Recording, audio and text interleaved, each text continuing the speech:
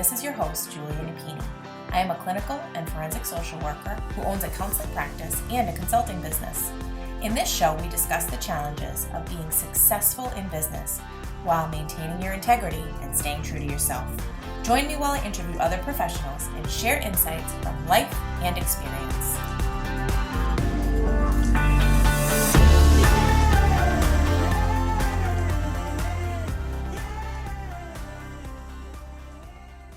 Let's talk about RingRx, our latest sponsor. RingRx is a high-quality, HIPAA-compliant telephone, text, and fax communications platform. They provide seamless, cost-effective communications for behavioral therapists, medical practices, hospitals, and other healthcare providers. RingRx is designed for modern healthcare environments. They offer customizable features like a phone app, automated patient outreach, voicemail, after-hours call routing, and top-quality desk phones. Try RingRx for free today at ringrx.com. And if you sign up using the code CLIMB, you'll get 15% off your monthly bill forever. Conditions apply. Hello and welcome to another episode of the Compassionate Climb podcast. Our focus today is on conference planning, and we are lucky to have a guest who is on the other side of one that she recently planned and was hugely successful. So Lisa Duez, welcome to the show. Oh, thank you for that.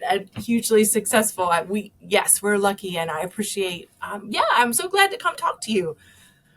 Same here. So we got to talk briefly in the elevator. We did. I needed an opportunity to get to know you better. So fill us in on your background. How did you get to what it is that you are doing now? Yeah, I have a different journey. I didn't go into private practice until I was like mid 40s. Wow. Yeah, so I'm, not mid 40s anymore. I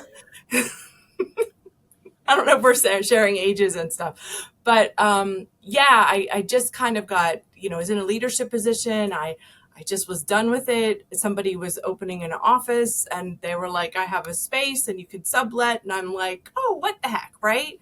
And then I did that for 2 years, and then I opened a group practice. So I have a group practice in Virginia Beach, Hampton Roads area, which is Virginia Beach, Norfolk, whatever, Tidewater area. And it's called Turning Point Counseling. And we have 2 offices, about 20 therapists. And we're doing good. We're having fun. It's going. Everything's going well. Yeah. You say it all like it's no big deal. Yeah, it's fine. Yeah. Yeah, the practice took off during COVID. I don't know why, but I think, I don't really know. I think it was like universe thing a little bit, because I certainly just wanted to open up a small group practice. I missed the administrative stuff for some reason. I don't like to be by myself. So I was like, I need friends. Then, when you have a couple friends, they bring their friends, and then you have a lot of friends. And so we focus a lot on trauma-informed care. We have EMDR therapists. Probably about 75% of our people are EMDR therapists. We have a nice practice. We just won. Can I tell you what I'm super proud of? Please. We just won the silver. So I don't know if people's areas have best therapy practice thing. Coastal Virginia. So we won silver for best therapy practice. There's gold, silver, bronze. But here's the thing. First time we were nominated, we won silver. Oh my gosh. I know. Really cool. So we're going to have a party soon. Well done. Well, it sounds very well deserved. So you came into this with some leadership experience, which not all the practice owners do. What were the biggest learning curves for you in your expansion? Yeah, I didn't come in with good leadership. I didn't come in with good leadership. Maybe I was learning, and then maybe I was in bad situations. So just trying to do things a little differently, be a little bit more authentic and open and approachable, and, make sure I was connected, and I still do that. And that's super important, because I think, people stay in jobs because of culture. They don't stay money's great, but they stay for culture, I think. And leaders are responsible for culture. So I did that and still do that. I'm an extrovert, so I like to talk to my people. But yeah, we have a really good. At the conference, conference, everyone had their Oh turn. yeah. They were so goofy. They had a blast. Yeah, they had a blast. They were like fighting over the registration or something, not fighting, but being funny. And yeah, they were the volunteer crew at the conference. And they're ready for next year too. They're on Got it. point. They So, yeah. what are the things that you do to maintain the culture? And then we'll get to the conference. I don't know. I think as much as we can, we're transparent about, hey, what's going on. We communicate. Everything is run very well. They kind of like the autonomy of it, where it's like, just, come in, see your clients. We will take care of the rest. If we need you, we will get you. And I've always said that the practice that we have is all the benefits of a solo practice with all the benefits of a group practice. So you just get to come and see your clients, but you don't have to do the rest of it. And I'm not going to be calling you and saying, where are you? Where are you? Where are you? I'm just going to be, this is how many hours you need to work for full time. This is what you need to do, and have at it. And and obviously we provide consultation and support and EMDR, training opportunities. They had conference opportunities. So as much as extra stuff I can provide, we do that a lot too. It's really like that intentional effort at culture. You have to make the culture. It sounds like it's working for you guys. And Yeah, seeing you all together in the same space, it's really nice to be around. So how did this whole idea of the conference come to be? Oh my gosh. Oh my gosh. This is a crazy story. So 2022, we had gotten approved for an NBCC provider as an NBCC. And I'm the kind of person that I'm like, okay, what to do with it now? And so for some reason, I didn't want to just like have a couple training things. I don't know, I guess over Christmas, I was like, I want to have a conference. And so 2023, beginning of it, I talked to Chris. Chris is a clinical director at Turning Point, Chris Connolly. So I'm a big picture thinker. Chris is more of a, planner, kind of technical person. We are very well balanced.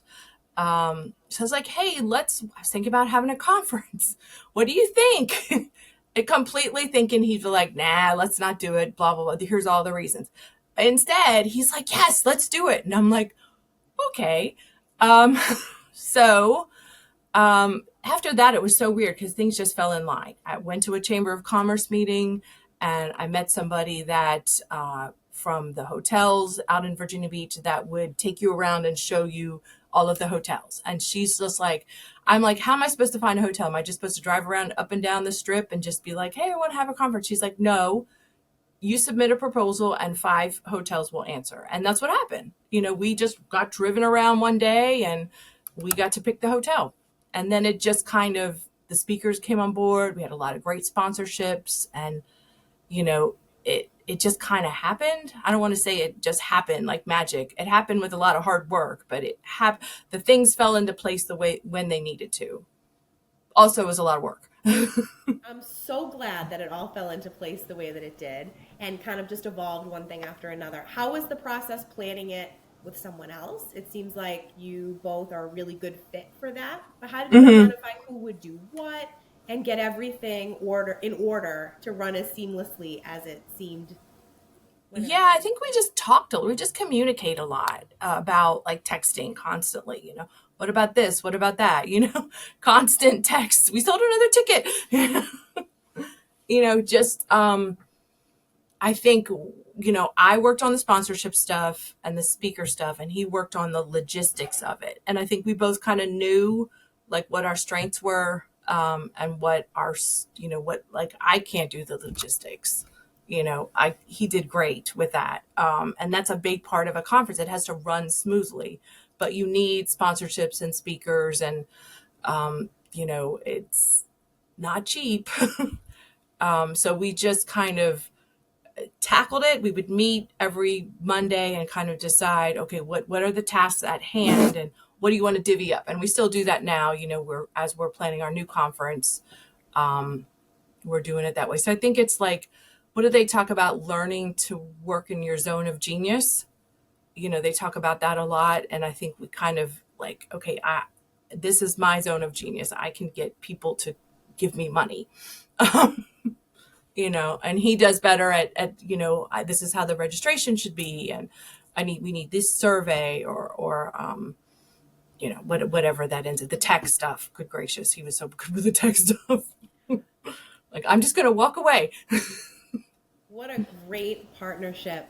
Yeah. So how did you determine who would speak? So obviously very geared toward clinicians and the clinical aspect of the work. How did you determine who would be the right fit to speak at the event? So for this one, we picked the speakers.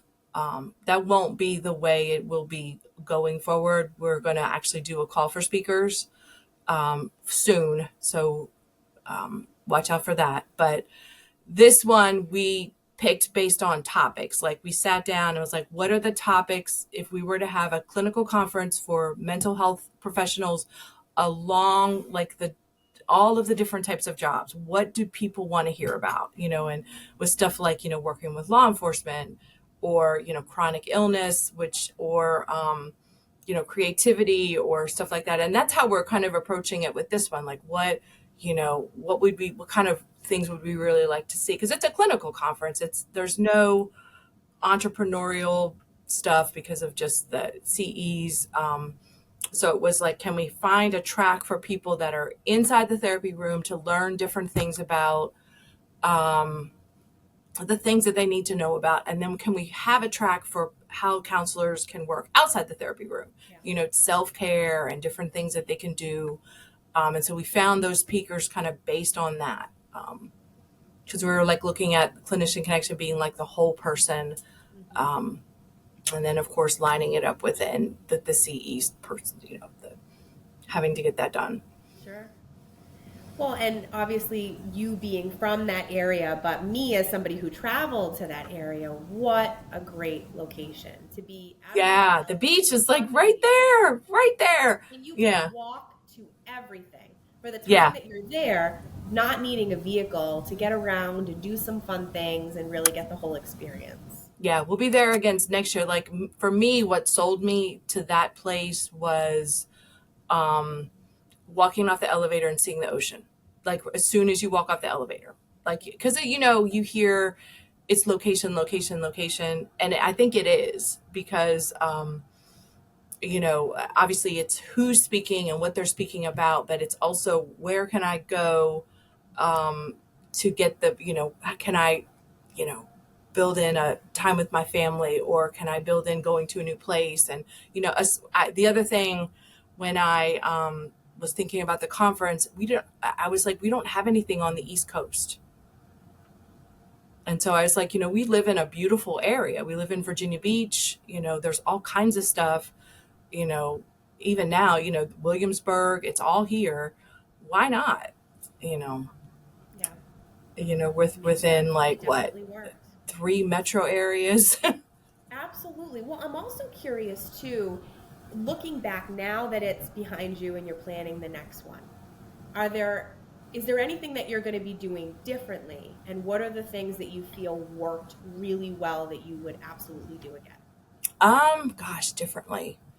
I think we will probably do the way we marketed the conference a little differently.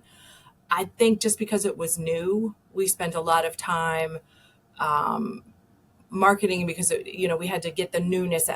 Everybody needs to know about it. But now that everybody knows about it, we're hoping that it's a little bit just like, hey, I'm coming. So the way we sell tickets will probably be a little different. We did like early bird just like last year, and then once 2024 hit, that's when ticket sales really started. So we'll probably do a pre-sale, and then maybe do a pre-sale for a long time, and then just, okay, this is the date, this is the conference. We probably will be a little bit more savvy with the hotel, and because it was a wonderful place and it was lovely to work with them, but they are in it for, it's the contract benefits them, so just the way we kind of and lunch worked out and everything like that worked out. But I think just what we know now about like what to ask for and what not to ask for, and not assuming things. I think that will change a little bit. Um, you know, Makes sense. yeah, I So can't what think of are anything. I some know there's things that other you things. feel? I know there's like 1,000 things because we keep talking about it. We kept saying, oh, and next year we're going to do this because we're already going to know this. Yeah, no, it makes sense. So what are some things that you felt first time around went extremely well that you would make sure to continue to do? Or for somebody that's I mean, planning a I'm conference. sorry. Or somebody that's planning a conference, things that they should be thinking about that you feel you guys did really well. Yeah. So location, um, obviously, working with your hotel, making sure that your hotel is on board with your vision. We did not want a big conference the first time out, and they want to know, when you work on your contract, they're going to go negotiate your contract with you, and they're going to come at you. For example, you'll have like a food minimum. You'll have to spend a specific amount of money on food, and food is expensive, so it's your biggest expense, but they're going to come at you with a very high number, and understanding that you have room to negotiate that number a little lower. And we did, and it was actually ended up being the right number for us. Understanding that, you know, really talking to them about your vision and how you want it laid out. Sometimes therapist conferences are a little different, and hotels are used to dealing with businesses, and therapy, or it's a little bit more, I think people want to socialize a little bit more. So I seriously, where business conferences are a little bit more, just a little bit more structured, and they're used to that. And so we had to tell her, it's like, we want plenty of time for people to just talk. And they were like, well, you know, with the schedule, they're very, when they're running an event, they're on point. They're like, breakfast is from 8 o'clock until 8:35. And at 8:35, we're taking it down. And I'm like, well, half the people haven't eaten yet. And they're like, nope, we're taking it down. So figuring out how to say, well, can we keep it up until, 8:45 or something like that? Because I get it. They have an event to run, and they're very much on point with their schedule, as they should be, but working with them a little bit on that part of it was important. That's something next year that will probably be like, we might be a little bit more, we might ask for a little bit more time. Like, we were just like, oh, 8 to 8:30 is great. And, we forgot that people just take a long time to get there. Well, another thing that you did really well that I think was so helpful is the gaps in between where people could Yeah. go outside, talk, decompress, run to the bathroom, grab a snack. That was really nice. It didn't feel rushed, and it was the perfect amount of time in between. Yeah. We wanted like about 2 hours of, like socializing time. So we wanted those time. We didn't want, even though the rooms are super close together, you could literally walk right next door and sit in your thing. We wanted time for people to network, because that's what we do. And that's the whole thing about Clinician Connection, is the connection part, right? So we wanted the time, for people. So we purposely built in about 2 hours of networking. And the cool thing that the hotel suggested was to have like the little picnic lunches. So you could take them on the patio. That worked out really well. We'll probably do something like that next year. Nice. And so people can just take, it's not anything formal. Um, so that was something that really worked well. So like knowing your audience, what if you're therapists or whoever you else, what would you want if you went to a conference? I'm there to network. I mean, the training, but I'm definitely there to network and meet people, and because that's just what we naturally do. And then what about some of the extra things that you added in? How did that come about? We added in, I have a friend that is a hypnotist social worker, and he's just like, he can do hypnotist, and he's like, hey, I can come and do some entertainment. And so, why not? Why not, right? It's extra. And so we probably, I don't know if we'll do it next year, and I don't know if we'll find another hypnotist social worker. But yeah, just the whole thing about, crafting their evening. So they're done at 4:30. They've got dinner time. They're in Virginia Beach. They can choose to explore the oceanfront or be up in their room, or they can choose to get together. And I think it was like half and half. we had some people that chose to just do something else, and then some people that came to the show afterwards. And I think we'll have something next year, some sort of entertainment. That's just fun because it's just the whole relaxing beach vibe thing that we were trying to create. And I'm sure the CEs are definitely a draw for clinicians. Yeah. What is that process like for someone that hasn't been through it? Was that challenging or pretty seamless? We actually had to switch CE providers mid-conference. We found out, I should know this. I should totally know this. I should have known this.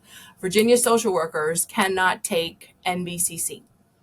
And I'm not even know why. I think my brain was just somewhere else. And so we started to get a lot of social workers asking about CEs. And I'm like, you know what? We can't take NBCC. We have to have ASWB. So ASWB also, I guess, interfaces with NBCC. So most people can take ASWB ACE CE. So next year, we're actually working on becoming an ACE provider now. But CEs are important. The one thing we will do next year that we didn't do is with the speakers, we're probably going to ask for all the objectives and everything up front. We didn't necessarily do that. And so we were kind of sweating it a little bit when they were doing the CE process. Like a couple people had to make some revisions, which they did happily. But tip of the day, do your CE stuff up front. We kind of just in the learning, we did it mid conference, and so there was like, oh my gosh, what if it doesn't work? So, but yes, I think the CE is the draw because obviously, if you're going to a CE conference, then you can deduct some of it, right? Sure. Yeah. Okay. You know. And so it sounds like this will be an annual thing. So you have it. Yeah, I think so. Yeah, we're trying to look at Clinician Connection and what could it be, because we don't want to just do a conference. So I think we're kind of going to put out there some things in the next couple weeks, and I think we might have a fall event, like maybe an online fall event, and then we'll have an in-person conference, and then I think we're going to do like an ethics day in 2024. Like 2025. So like 3 different, maybe 2 online and 1 in person. So we want to get a good, I think the whole thing about, Clinician Connection is the collaboration and the connection. And so we want to interface with people that have something that they can teach us all. So I think, having a call for speakers, to see, it's kind of exciting. Like, what's the conference going to be? It's a call for speakers. Who's going to apply? And what are they going to talk about? And, So we definitely have some ideas, but, I think we definitely want to be an educational, supportive organization. So it's not just going to be the conference in the future. And we'll probably do some local events here in Hampton Roads if people are around. Or if you're not around, you can just come down. I love it. That's so exciting. So what's the best way for people to stay informed? So clinicianconnection.net is the website. We will, and the conference next year is at the same place, the Hilton Garden Inn, and it's April 24th and 25th. So it's still a Thursday, Friday. It will probably still be a full day Thursday and a half a day Friday. We're thinking we might add another day at some point, but we want to do it again the same way, or do it again with all the good learning that we did. It worked really well. We didn't have anything that was like, oh my gosh, we messed that up.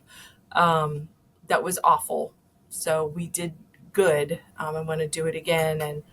And then Clinician Connection. And I'm at Turning Point, va.com, LDUEZ at Turning Point. And, I'm always around. I love talking about leadership with people. So, drop me a line. I love to hear stories. Well, as somebody who utilized you for a consultation about adding leadership to my practice, I can definitely speak to that. We just hired a clinical director. Oh, nice. Good. Yeah. Good. Yeah, that was a really good, you can't do it all. You shouldn't. No, it's important to know when to open up those opportunities and to enhance what you are offering within your practice and share that decision making and get input from other people. Yeah, I know it's a really important decision. It's a hard decision sometimes because you're like trusting someone with your baby, but finding the right person is they're there. For And they sure. will And care about your baby just as much as you will, actually. yeah. And you and Chris are definitely a testament to that. So for someone who is as big picture as you, I'm sure you've got some other things going on. So what else is in the works? I'm writing a book on leadership. It's going to be done this year, I promise you. Just yeah, I'm writing a book on leadership. I've come up with kind of a methodology, not that it's right, but just some of the things that I've experienced, learned, observed. It'll go into this book. There's a little bit of a framework to it. I don't want to say too much, but got the first chapter done about why mental health leadership is different. Why it's not just like running a trucking company, and how we're so relational and we expect relational out of our leaders, and how we can get to that relational part of us, while not sacrificing our own sanity at the same time, and still kind of, being the person that runs the business. I think you can do both. Well, it definitely sounds like a book I will read. So I will see. Good. Good luck with the rest One of the person. process. I love it. Well, thank you so much for all the work that you do, for putting on such a great conference. I look forward to the next one, and thanks for your Yeah. time today. Yeah, thank you so much. It was great I thank you for having me. I love talking about the conference. It was such a leap of faith and such a crazy thing to do all at the same time, and then very scary and very like, oh my gosh, what have we done? And at the same time, like, okay, this is actually going to work all in one, So next year is not going to be as like that as much, but I'm sure it'll be. But it was definitely a ride. For sure. Job well done. Thank you so much. Thanks. If you like what you're hearing, please rate and review. This will help others find us and benefit as well. The Compassionate Climb podcast represents the opinions of Julia Napini and her guests. The information provided is intended for educational purposes only and should not be taken as legal advice. If that is what you are seeking, please consult an attorney.